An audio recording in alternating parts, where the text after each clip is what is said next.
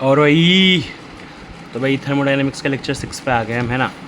और भाई सबसे पहले वही कौन बनेगा डॉक्टर के कुछ क्वेश्चंस थे जो मेरे को लगे कि ठीक है बढ़िया है। तो इसमें लाइक कुछ नहीं है भाई कि 500 joules of energy is transferred as heat, तो हमें हीट दे रखा है ना। और 0.5 मोल ऑफ आर्गन, हमें डेल्टा यू निकालना है, फाइनल टेम्परेचर और डेल्टा यू निकालना है। Argon gas at 298 kelvin and 1 atm। तो 1 atm यहाँ पे हम भाई डेल्टा एच क्यू पी, हम भाई हमें दे रखा है हीट। हमने पी क्यों लिया भाई, क्यू पी क्यों लिया कि भाई क्यों है कांस्टेंट प्रेशर है। कांस्टेंट प्रेशर क्यों लिया हमने, क्योंकि भाई यहाँ पे हमें बोल रखा है कि 1 atm ही है, तो जहाँ तक कांस्टेंट ही होगा तभी टेम्परेचर चेंज होएगा, हमें टेम्परेचर चेंज निकालना है। तो इसलिए हमने N C P delta T ले लिया, ठीक है। हमें 1 atm दे रखा है तो हमने पी जो है कांस्टेंट ले लिया, ठीक है।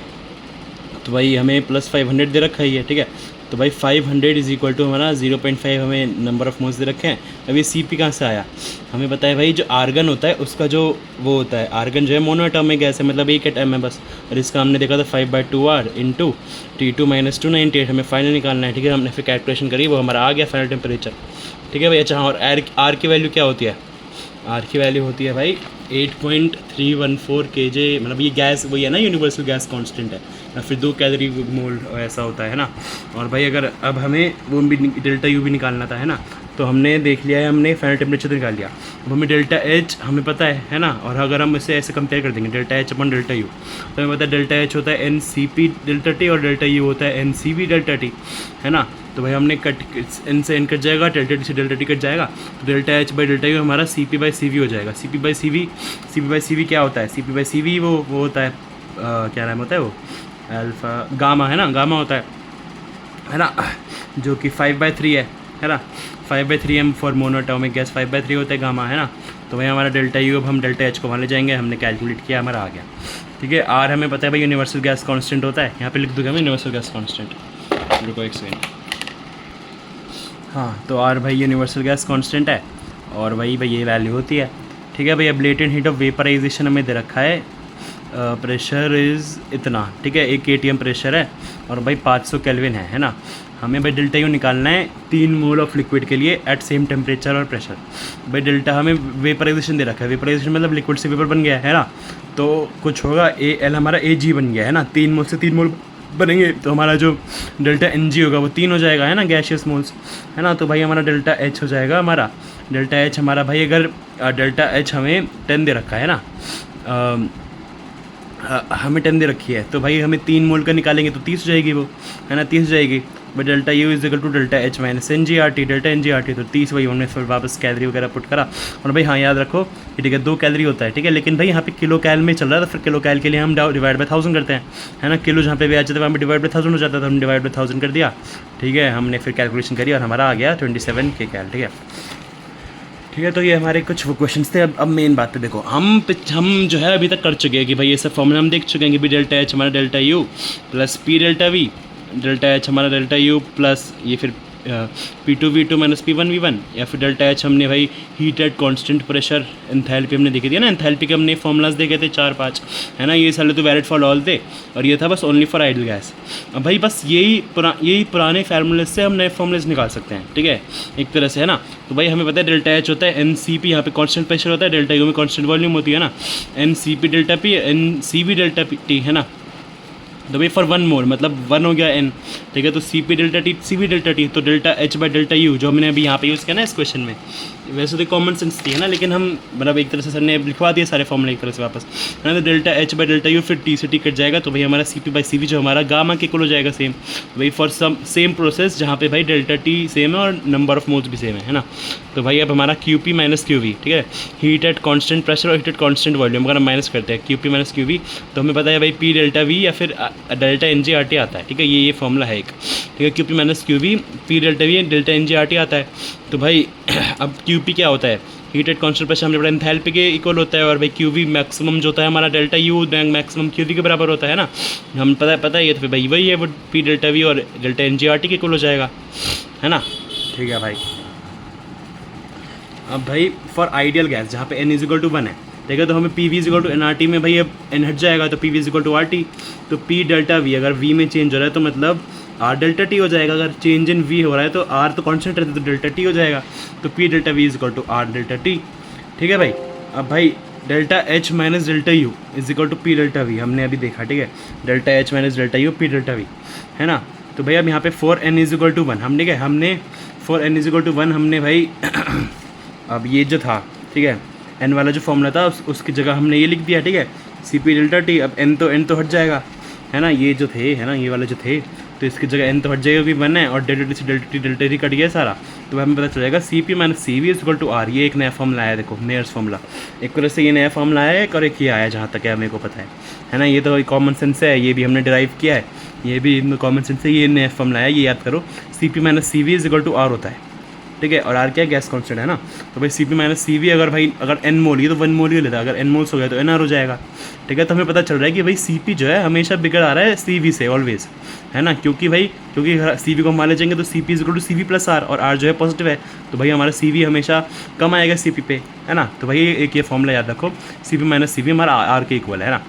और भाई अब गामा हमें पता है क्या होता है, C P by C V होता है।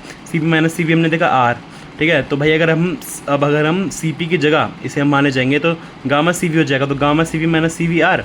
तो भाई अब इसे सी वी को बाहर निकाला तो gamma minus 1 C V is equal to R, है ना। तो एक तरह से हमारा सी वी क्या आ जाएगा, सी वी आ जाएगा हमारा आर अपन गामा माइनस 1, है ना, आर अपन गामा माइनस 1, और सी पी हमारा आ जाएगा गामा सी वी के इक्वल होता है, तो गामा सी वी हमारा आ जाएगा gamma R upon gamma minus 1, है ना। तो ये भी नए फॉर्मूले हैं, ठीक है, ये भी देख लो, ठीक है। सी वी और सी पी के हमने वैसे तो इससे ही निकल जाएंगे, है ना, वैसे तो इनसे ही निकल जाएंगे, है ना, इनसे ही निकल जाएंगे, लेकिन भाई एक तरह से भाई इसे हमें याद करने की ज़रूरत नहीं है ना। अगर तुम्हें ये एक फॉर्मूला ये याद कर लो और एक फॉर्मूला ये याद कर लो तो कॉमन सेंस से भाई जो है बाकी सारे फॉर्मूले निकल जाएंगे, है ना, बाकी सारे फॉर्मूले खुद ही निकल जाएंगे, तो ये रटने की ज़रूरत नहीं है ना, ठीक है भाई।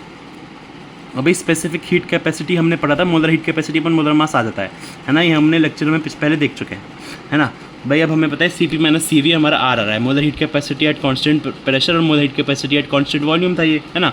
तो भाई अब अगर हम मोलर मास अगर हम इसे वहाँ ले जाएंगे, है ना, वहाँ ले जाएंगे तो भाई M into specific heat capacity हो जाएगा। ये मोलर हीट कैपेसिटी के हम क्या लिख सकते हैं, M into specific heat capacity at constant pressure minus M into specific heat capacity at constant volume is equal to R हमारा आ जाएगा, ठीक है। तो भाई हम लिख सकते हैं कि भाई स्पेसिफिक कैपेसिटी, है ना, तो भाई एक तरह से हम लिख सकते हैं भाई specific heat capacity at constant pressure minus specific heat capacity at constant volume, है ना भाई। इसे मैंने इसे ऐसे लिख रहा हूँ, मैं ऐसे लिख रहा हूँ, सेम ही है, मतलब स्मॉल सी टाइप ऑफ है ना। वो अगर तुम्हें मेरे नोट से कन्फ्यूज़ हो रहे हो तो समझ जाओ, मतलब मैंने सेम ही है, ठीक है वो, ठीक है। तो भाई ये जो है अगर हम मास को मतलब सॉरी मोलर मास को हमने बाहर निकल के वहाँ भेज दिया तो भाई हमारा आ जाएगा C P minus C V R upon M, R upon molar mass, है ना। तो specific heat capacity constant pressure है और स्पेसिफिक कांस्टेंट वॉल्यूम है। तो एक तरह से अगर क्वेश्चन आए कि helium, oxygen, nitrogen, carbon dioxide और, है ना, ये सब है हमारे, ठीक है। तो हमें C P minus C V निकालना है, हमें ये निकालना है और हमें ये निकालना है। तो हमें पता है C P minus C V तो हर गैस का आर आर आर आर ही है, ठीक है। अब इसमें चेंज हो जाएगा क्योंकि यहाँ पे मोलर मास से डिवाइड होगा इसके, तो मोलर मास से डिवाइड करके लिख दिया।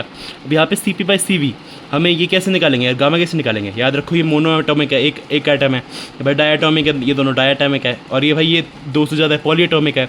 अब उसमें लीनियर होता है जो एक लाइन में, उसका स्ट्रक्चर एक लाइन में होता है, और भाई नॉन लीनियर होता है जो ऐसे एक लाइन में नहीं होता है।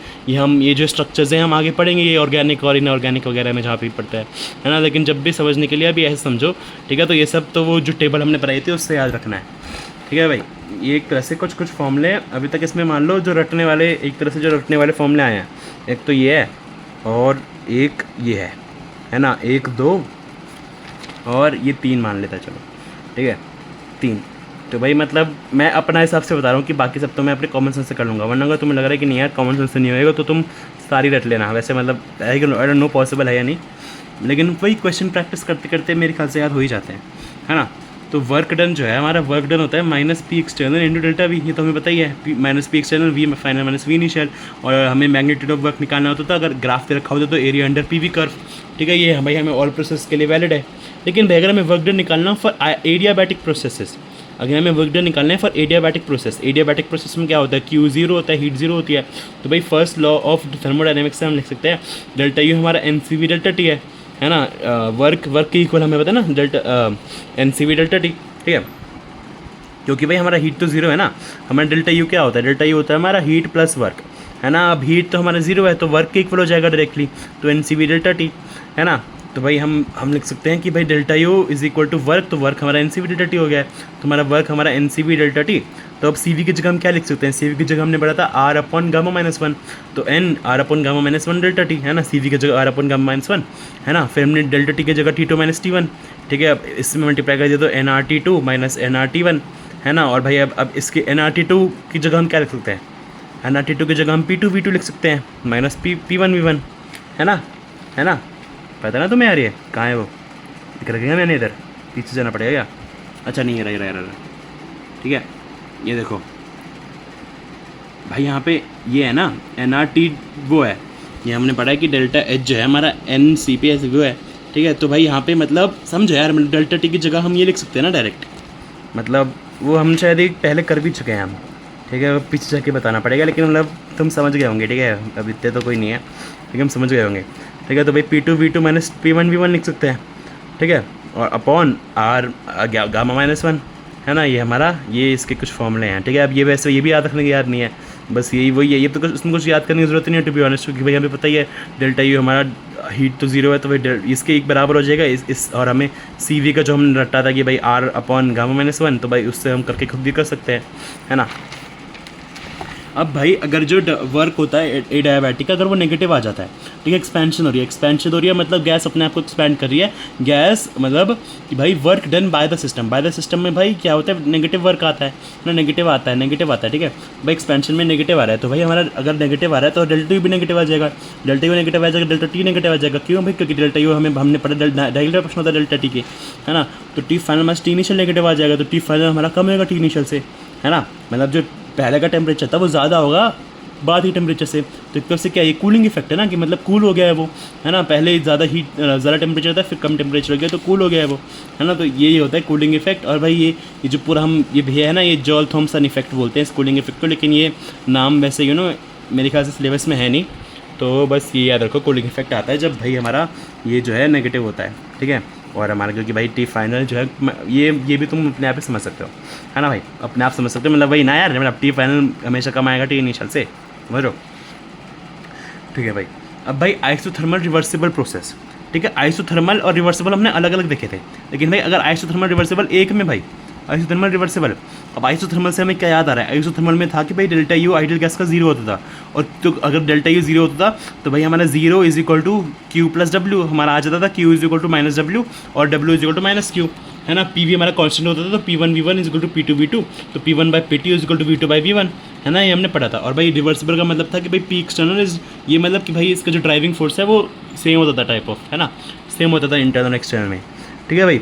तो अगर हमें डेल्टा वी निकालना है, डेल्टा या फिर हम स्मॉल चेंज इन वी, तो डी वी हमें डी डब्ल्यू निकालना है, तो डेल्टा डब्ल्यू वर्क, यार वी बोल रहा हूँ मैं, डेल्टा वर्क है ना, या फिर डेल्टा वर्क। अब डेल्टा और डी क्या डिफरेंस होता है भाई, वैसे स्मॉल चेंज आता है, तो डी डब्ल्यू हमारा हो जाएगा माइनस पी एक्सटर्नल और डी वी, है ना भाई। तो ये हमारा आ जाएगा भाई एक्सटर्नल और इंटरनल कर दिया हमने, क्यों भाई, क्योंकि रिवर्सिबल में तो सेम ही होता है ना, पी इंटरनल, और हमें सिलेक्ट सकते हैं भाई माइनस क्या होता है, P V is equal to N R T, है ना। तो पी की जगह हमने लिख दिया N R T by W V, है ना।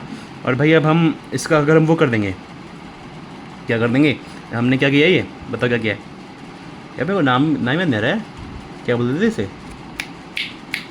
डिफ्रेंसिएशन और अभी क्या बोलते हैं ना को, एक सेकंड को यार, इंटीग्रेशन, यार इंटीग्रेशन में अभी कितना भूंदू क्या, कोई नहीं यार, कभी कभी दिमाग से निकल जाता है नाम, है ना भाई। हमने इंटीग्रेट कर दिया, ऐसे इंटीग्रेट कर दिया, अब भाई कांस्टेंट तो सारे बाहर आ गए हैं, है ना। तो भाई अब डी वी बाई वी क्या होता था, ये हमारा हो जाता था एल एन वी हो जाता था, याद है ना तुम्हें, इंटीग्रेशन बेसिक मैथ्स में याद होगी ना। तो भाई अब हमारा minus N R T L N V, हमारा लिमिट्स क्या है, वी वन और वी टू, है ना। क्यों भाई लिमिट्स क्यों है, क्योंकि यार क्या होता है V two minus V one ही तो करते हैं हम, तो ये लिमिट्स है ना। तो भैया माइनस एन आर टी, तो हमारा L N V two minus L N V one. अब हमें पता है ये हमारा एक तरह से फॉर्मूला आ गया, अब हमारा वर्क हमारा आइसोथर्मल और रिवर्सिबल में होता है minus N R T L N V two by V one, है ना, सॉरी, है ना, L N V two by V one, है ना। तो भाई अब हम एक तरह से बोल सकते हैं कि भाई जो हमारा वर्क, भाई ये हमने लिखा है कि minus N R T L N V two by V one. अब भाई हमें पता है कि एल एन से ज़्यादा इजी कैलकुलेशन लॉग से होती है, और लॉग में कन्वर्ट करने के लिए क्या करते थे हम, एल एन को हम भाई माइनस 2.303 लॉग करते थे तो एल एन आ जाता था, ठीक है। तो हमारे हो जाएगा minus 2.303 N R T log V two by V one, ठीक है, ये एक फॉर्मूला हो गया। अब ठीक है, हमने पढ़ा है आइसोथर्मल में भाई वर्क का माइनस होता है क्या नाम है, हीट, है ना। या भाई ये देखना यार, ये हीट माइनस डब्ल्यू के इक्वल है, डब्ल्यू माइनस हीट के इक्वल है ना। हीट हमारा माइनस डब्ल्यू होता है फॉर आइसोथर्मल, तो भाई हमारा क्यू हमारा क्या आ जाएगा, बस इसके साइन बदल जाएंगे, प्लस प्लस हो जाएगा ये, है ना भाई। अब हमारा अगर हमें वर्क निकालना है, ठीक है, वर्क की हम V2/V1 की जगह हम P1/P2 लिख सकते हैं। ऐसे कैसे यार, अबे यार हमें पता है ना PV कांस्टेंट है, तो हमारा P1 P2 हमारा P2 V1 के इक्वल था, है ना। तो भाई हमने ये लिख दिया है कि भाई nRT ln भाई, अब बस इसकी जगह P1 P2 लिख देंगे हम, ठीक है भाई। हाँ क्यों भाई, क्योंकि P1 P2 equal to V2 V1 था फॉर थर्मल, है ना। ये हमने देख लिया बस। अब भाई कुछ नहीं है, ये कुछ नए फॉर्मूले नहीं है, बस एक तरह से अगर तुम्हें ये फॉर्मूला याद हो गया, ठीक है, ये फॉर्मूला अगर तुम्हें याद है फिर तुम बाकी सारे खुद ही निकाल सकते हो, है ना। तो भाई एक तरह से आज हमने 4-5 तो फॉर्मूले हैं यार, सर तो पता नहीं 7-8 बोल रहे थे, मेरे ख्याल से तो 4-5 ही हैं, लेकिन मतलब अपने हिसाब से होगा मेरे ख्याल से, देख लेना, ठीक है। तो भाई max work obtained by isothermal reversible expansion of 1 mole of an ideal gas at 27 degree Celsius. हमें भाई अब ये वॉल्यूम दे रखी है, तो हमें पता है कौन सा फॉर्मूला होगा, V2/V1 वाला, ठीक है भाई। तो इसका फॉर्मूला होता है -2.303 nRT log V2/V1, ठीक है। तो -2.303 इंटू 1 हमें नंबर ऑफ मोल्स दे रखा है, R हमारा हमें 2 कैलोरी यूज़ करने को बोला है, और अब T हमारा टेम्परेचर भाई 27 डिग्री सेल्सियस है, लेकिन कभी भी 27 डिग्री सेल्सियस में ऐड नहीं करते, किस में करते हैं हम, केल्विन में करते हैं। तो केल्विन में क्या करना होता है, 273 प्लस कर दो इसमें, है ना। तो 300 और लॉग हमारा 22.4 अपॉन 2.24, तो हमारा 10 आ रहा है। लॉग 10 कितना होता है, 1 होता है। लॉग की वैल्यूज रखना है यार, 1 से लेकर 10 तक, वो इंपॉर्टेंट है ना। तो भाई -2.303 इंटू 600, ये तो 1 हो गया ना। तो भाई हमारा ये आ जाएगा आंसर, ठीक है, ये आंसर आ गया हमारा, ठीक है भाई। भाई 2 mole of ideal gas at 27 degree Celsius expends thermally and reversibly from, हमारा वही क्वेश्चन है भाई, वापस यही फॉर्मूला लगाया हमने, वापस पुट कर दी। अब आर हमने भाई यहाँ पे, क्योंकि हमें तो दे रखा था कि हमें 2 कैलोरी यूज़ करना है, वरना हमें 8.34 हमने यूज़ किया। अब भाई अपन 1000 क्यों किया है, क्योंकि भाई हमारा वो हमें किलो जूल ऑप्शंस, ये यहाँ पे तो लिखा नहीं है, लेकिन ऑप्शंस में किलो जूल में था आंसर, ठीक है। तो किलो जूल में आंसर निकालने के लिए, इसलिए हमने जब भी किलो आते तो हमें 1000 से डिवाइड करना पड़ेगा, ये किलो से वो करने के लिए, है ना। भाई हमने वो किया, बस ये फिर आ गया हमारा आंसर वापस। अब यहाँ पे भी देखो log 10 बन रहा है, वापस 1 हो गया। तो log जहाँ तक है, ये तो याद रखना कम से कम कि log 10 हमारा 1 होता है, जहाँ तक है कैलकुलेशन इसे करने के लिए log 10 ही बनेगा, ठीक है। अब भाई 2 mole of ideal mono atomic gases are allowed to expand adiabatically. अब एडायाबैटिकली है ये फ्रॉम 300 to 200 के। तो ये डायबिटिक का क्या था, NCV डेल्टा T, ठीक है। CV भी दे रखा है हमें, नंबर ऑफ मोल्स भी दे रखे हैं, T भी हमें दे रखा है 300 से 200, 200 माइनस 300 हो गया है। तो भाई हमारा भाई -2.5 आ रहा है, मैंने सॉल्व करके -2.5 आ रहा है। माइनस क्यों आ रहा है, याद रखो, देखो एक्सपैंड हो रहा है, मतलब भाई वर्क माइनस ही आएगा, है ना। ये तो कॉमन सेंस है, और इसका कूलिंग इफेक्ट होता है, याद रखना यार, है ना। हाँ भाई, अब final temperature of 0.1 mole mono atomic ideal gas that performs 75 calorie work adiabatically, ठीक है। सबसे पहले तो याद देखो, ये देखो एडायाबैटिकली है, ठीक है। तो ये एडायाबैटिक वाला फॉर्म, हमें एडायाबैटिक वाला फॉर्मूला यूज़ होएगा। हमें T नीचे दे रखा है, हमें T फाइनल निकालना है ना भाई। सबसे पहले तो देखो यहाँ पे हमें वर्क हमें 75 दे रखा है, लेकिन मैंने यहाँ पे -75 क्यों लिखा है, क्यों, क्योंकि मैं यहाँ पे लिखा है गैस दैट परफॉर्म्स, मतलब कि सिस्टम वर्क कर रहा है ना, work done by the system, है ना। गैस दैट परफॉर्म्स मतलब work done by the system, मतलब नेगेटिव होना चाहिए, कूलिंग इफेक्ट, मतलब भाई हमारा T फाइनल T इनिशियल के कम आएगा। अब हमें T इनिशियल दे रखा है ना। तो भाई वैसे अगर ऑप्शन में देखो, अगर भाई T फाइनल देख लो, क्या पता भाई ईजी क्वेश्चन हो, हमें ऐसे दे रखो कि T फाइनल सब में ज़्यादा दे रखा है, बस एक में कम है, तो वही हो जाएगा आंसर। लेकिन जो ऑप्शन थे उसमें नहीं दे रखा था, ठीक है, मतलब मैं ऑप्शन नहीं लिखता हूँ, है ना, मैं बस सीधा क्वेश्चन लिख देता हूँ सिर्फ, है, तो उसमें नहीं रखा था, ठीक है। तो हमें ये तो चल गया कि भाई ये हमने नेगेटिव इसलिए लिया है, ठीक है। T1 हमारा हम भाई केल्विन में कन्वर्ट करेंगे, हमने 273 से ऐड करके केल्विन में कन्वर्ट किया, हमें T2 निकालना है, ठीक है। -75 हमारा क्या है, N। अब हमें यहाँ पे देखो, यहाँ पे हमें वो नहीं दे रखा है, यहाँ पे हमें CV नहीं है, यहाँ पे R है, इसलिए हमें अब CV की जगह R/γ-1 लिखना पड़ेगा, है ना भाई। ये कॉमन सेंस है ना, यही कॉमन सेंस लगानी है बस, इतनी छोटी सी है भाई। इसके लिए तुम अलग से फॉर्मूला याद करोगे तो क्या ही करेंगे, है ना भाई, ठीक है। NR डेल्टा T γ-1 है ना, अपॉन γ-1, तो N 0.1 है, R में बोल रखा है 2 कैलोरी वाला यूज़ करने के लिए, T2 -500, गामा हमारा 5/3 आता है, मोनोटॉमिक गैस का गामा, याद रख लेना है, वो टेबल है ना, मेरे को भी याद नहीं है अभी टू बी ऑनेस्ट, लेकिन हाँ ठीक है भाई 5.3 - 1, ठीक है। अब भाई हमने वही सॉल्व किया और भाई हमारा आंसर आ गया +250K, ठीक है। +250K देखो इससे कम ही है ना, तो हमें ये भी हम देख सकते हैं कि हाँ यार ठीक है, सही किया हमने, ठीक है। तो चलो भाई अब भाई बस एक छोटी ये पता है, ये नोट में कुछ पॉइंटर्स लिखवाए थे, लेकिन मतलब ये टू बी ऑनेस्ट लिखने की ज़रूरत नहीं थी, क्योंकि ये सब कुछ पहले हमें पता ही है भाई। मोलर प्रॉपर्टीज़ ये सब सारी इंटेंसिव प्रॉपर्टीज़ है, ठीक है भाई। इन साइक्लिंग प्रोसेस में भाई स्टेट फंक्शन जीरो इक्वल हो जाएगा, क्योंकि भाई वो इनिशियल फाइनल पॉइंट का वो होता है, तो हमारा ये सब जीरो है। इन आइसोथर्मल प्रोसेस हमारा पता है डेल्टा यू या फिर ये हमारा जीरो होता है आइडियल गैस के लिए। All natural processes are irreversible. Work in rigid, ये देखो, work in rigid vessel is zero because volume remains constant. ये आई गेस थोड़ा बढ़िया पॉइंट बोल सकते हैं हम, बाकी सब तो कॉमन सेंस थी, ठीक है। Work in rigid vessel is zero because volume remains constant, rigid है क्योंकि, है ना। Work during free expansion of an ideal gas in vacuum is zero because P external zero, ये भी हमने देखा था, ठीक है। Work in a chemical reaction, भाई डब्ल्यू का फॉर्मूला दे रखा है हमें, बस माइनस पी डेल्टा वी या फिर minus delta N G R T, है ना।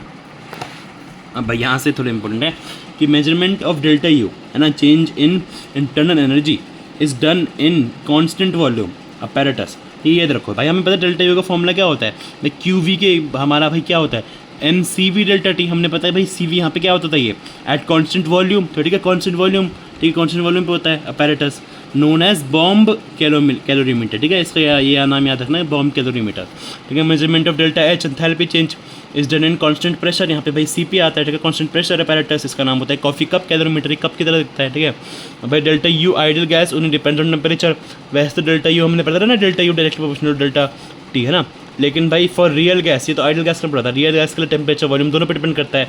हम भाई आइडियल गैस के लिए वॉल्यूम कॉन्स्टेंट लेते हैं, है ना, लेकिन वरना रियल गैस में तो भाई दोनों पे कवर करेगा। सिमिलरली भाई हम वैसे तो आइडियल गैस के लिए कॉन्स्टेंट प्रेशर लेते हैं, वरना भाई आइडियल गैस के लिए सिर्फ टेम्परेचर, लेकिन भाई रियल गैस के लिए तो दोनों पे करेगा, टेम्परेचर और प्रेशर पे, है ना। और लिमिटेशंस ऑफ, भाई अब हमारा फर्स्ट लॉ ऑफ थर्मोडायनेमिक्स खत्म हो गया, है ना। Limitations of first law of thermodynamics, it can not give any idea about spontaneous है या रिएक्शन प्रोसेस या नहीं, कि भाई स्पॉन्टेनियस है या कितना स्पॉन्टेनियस है या नहीं, ठीक है। तो बस ये अब जो हमें अब एफ एल ओ टी हमें बताएंगे स्पॉन्टेनियस कितने हैं, तो अब यही पढ़ेंगे हम कि अब हमें कैसे पता चलेगा कि स्पॉन्टेनियस कितना हो रहा है या फिर हो भी रहा है या नहीं, ठीक है। तो ये कैसे पता करते हैं हम अगली क्लास में पढ़ेंगे, या फिर ये हम आगे पढ़ेंगे अब, ठीक है। It can not explain the extent of first law of thermo validity in a process, ठीक है भाई। First law of thermo validity का भी नहीं पता, ये भी शायद हम आगे पढ़ेंगे, ठीक है। तो चलो भाई, ये इसकी लिमिटेशंस थी और यहाँ पे ख़त्म हो गया, तो चलो बाय बाय।